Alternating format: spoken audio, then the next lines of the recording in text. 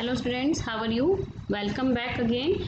This is your first chapter, the sentences. तो चलिए start करते हैं अपने फर्स्ट चैप्टर को विद आंसर्स और I will explain all the parts of this chapters.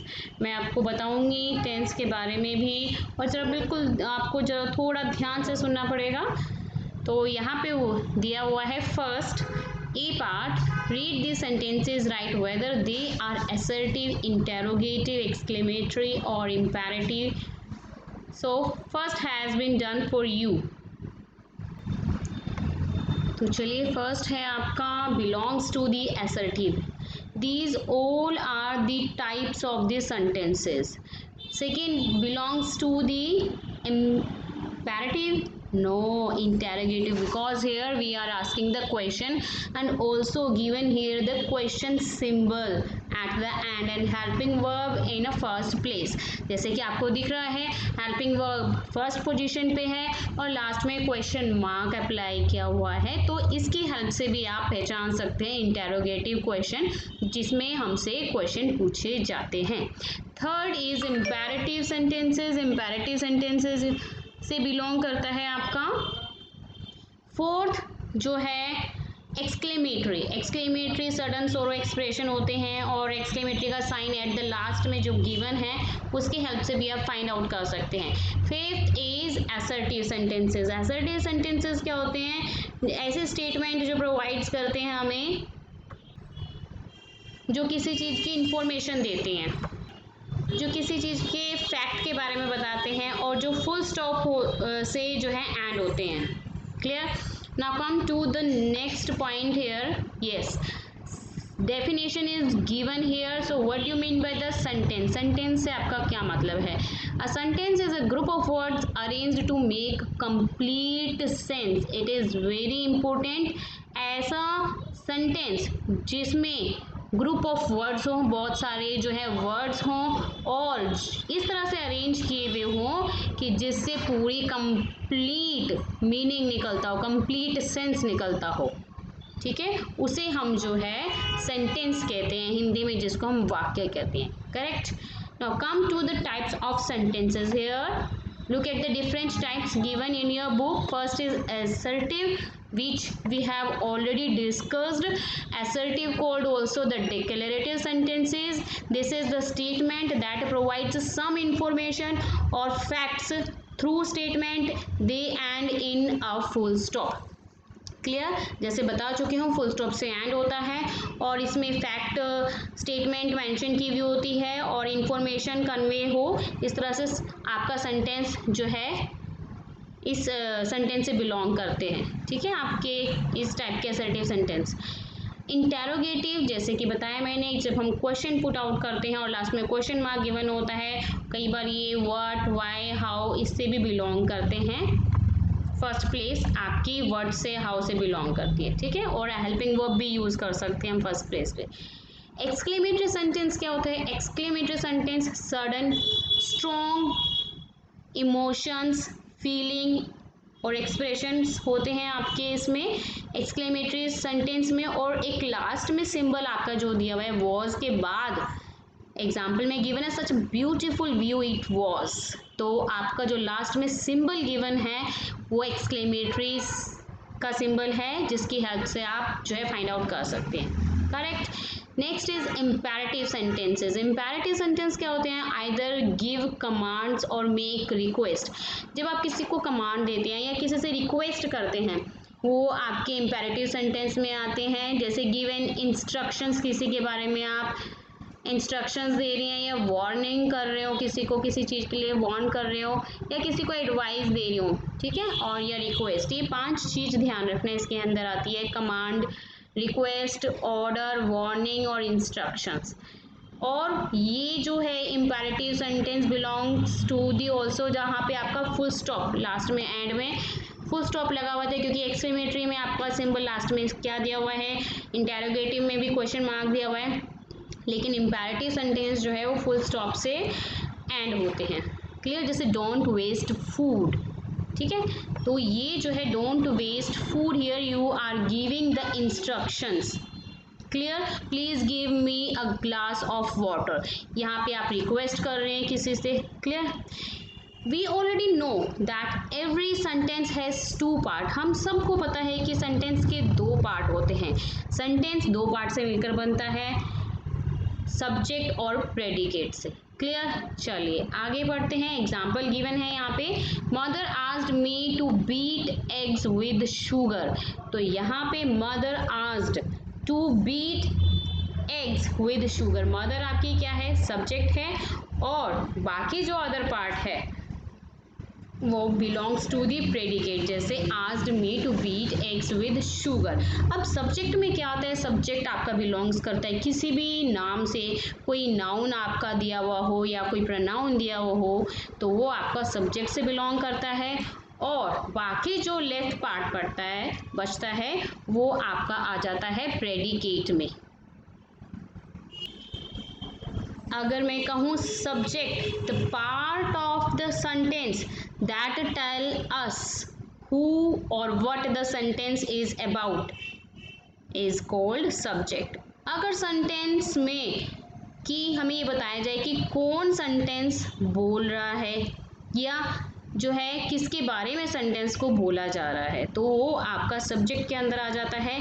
और प्रेडिकेट वह पार्ट होता है सेंटेंस का that usually comes the actions or tells us what the subject is or does, मतलब अगर वह पार्ट सेंटेंस का हमें जो ये बताए कि जो सब्जेक्ट है कि क्या काम कर रहा है और जो है ये क्या बोल रहा है, तो वो आपका बिलोंग करता है किससे, प्रेडिकेट से। क्लियर, तो चलिए जितना भी मैंने आपको एक्सप्लेन किया है सब्जेक्ट और प्रेडिकेट, उसकी हेल्प से हम जो है एक्सरसाइज करते हैं। Underline the subject and circle the predicate, तो these are the answers, here comes, these are the predicates and the train is your subject. Clear, second में आपका न्यू दिल्ली जो है सब्जेक्ट है और is the capital of India आपका जो है प्रेडिकेट है। तो ये सभी आंसर्स हैं, आप पहले अपने आप से कर लीजिए और फिर इसको करेक्ट कर लीजिए। जल्दी से मैं आगे बढ़ती हूँ। इसके बाद आपका क्या गिवन है, सब्जेक्ट और प्रेडिकेट की डेफिनेशन गिवन है। Complete the sentences with the suitable subject and put a cross where no subject is required. One has been done for you. So here first is already done and second मैं जल्दबाजी में लिखना भूल गई हूँ, आप कुछ भी सब्जेक्ट जो है यूज़ कर सकते हैं as a they take down notes as I speak, they भी लिख सकते हैं। In third, all the king's men hear the sound of horses galloping. In fourth, the grand finale of the show will take place in the stadium tonight. Fifth, that scurfy, SCRUFFY, old man is the one the police are looking for. Clear? Sixth में आप कुछ भी subject apply कर सकते हैं according to the sentence, ये भी लिख सकते हैं you should try this cream and onion salad. Okay, चलिए इसके बाद देखते हैं लास्ट में स्ट्रक्चर ऑफ दिस सेंटेंस दिया हुआ है। Look at this sentence, Ram plays with a ball. So here you know that Ram is the subject of the sentence and play is a verb and is a part of the predicate of the sentence. आपको पता है राम जो है subject है और जो वहाँ पे प्लेज लिखा हुआ है वो वर्ब की फॉर्म में भी काम कर रहा है और एज अ प्रेडिकेट भी जो है परफॉर्म कर रहा है। So here can you say what Ram plays with, yes a ball.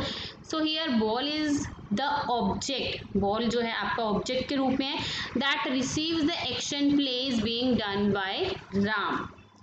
जैसे एग्जाम्पल्स यहाँ पे दिया हुआ है, राम आपका सब्जेक्ट है, प्लेज वर्ब है और बॉल आपका जो है ऑब्जेक्ट है। चलिए, it means sentence belongs to the subject plus verb plus object, it shows the complete sense. Now come to the let's crack it, here given read the sentences then write the subject verb and object.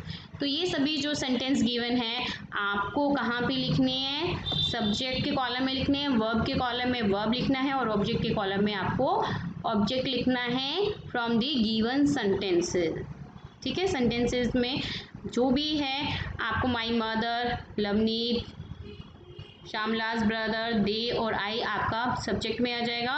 Verbs में सभी आएंगे आपके bakes, wrote, singing, watch, bought और object में delicious, cakes, a poem, a song, television, a gift, ये सभी आपके mention किए हुए हैं सेंटेंस में already.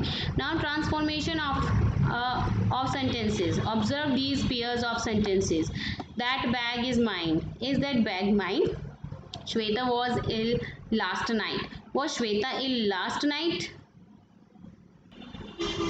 So did you notice the placement of verbs in these sentences? क्या आपने नोटिस किया है कि वर्ब की जो प्लेस है वो कहाँ पर हो सकती है, कहाँ पर हमें यूज करनी चाहिए? In the statement the verbs forms of be, तो यहाँ पे जितने भी है वो जो बी की फॉर्म है have been placed after the subject, और जो है सिंपल सेंटेंस में वो यूज होते हैं आपके सब्जेक्ट के बाद। In the questions on interrogative sentences, the verbs are placed before the subject. जैसे कि मैं बता चुकी थी kinds of sentences में आपको interrogative sentence में जो verb की place है वो आपके subject से पहले आती है।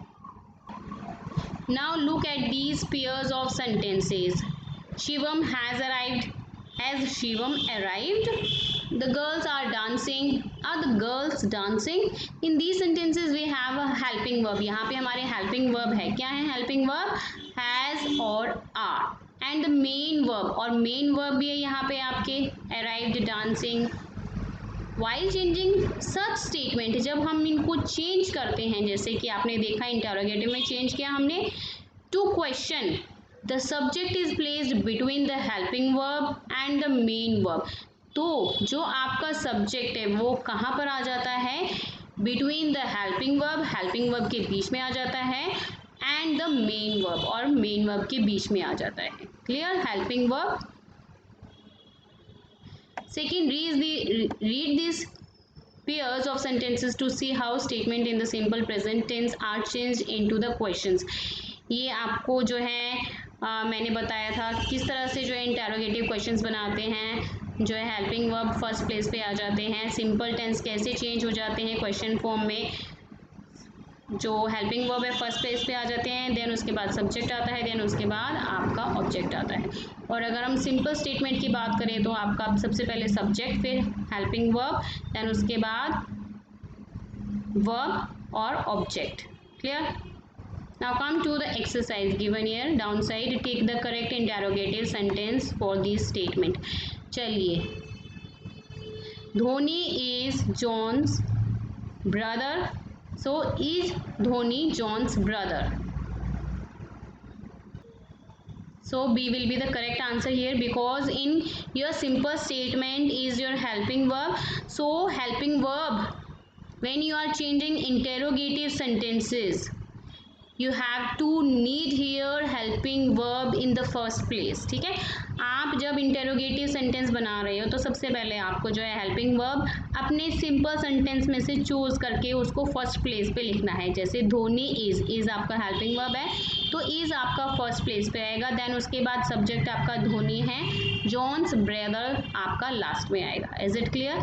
तो आपका जो सिंपल सेंटेंस है उसमें से ही हमें चूज करना है हेल्पिंग वर्ब और वो फर्स्ट पोजीशन पे उसको ला के रखना है इंटेरोगेटिव सेंटेंस में। So according to the second, B will be the correct answer. दोबारा फिर से देखेंगे, आई एम थिन, तो एम आपका चूज किया है उसी स्टेटमेंट में से as a helping verb in a first place to make a interrogative sentence. Okay, third का आपका बी आएगा एंड फोर्थ का आपका ए आएगा।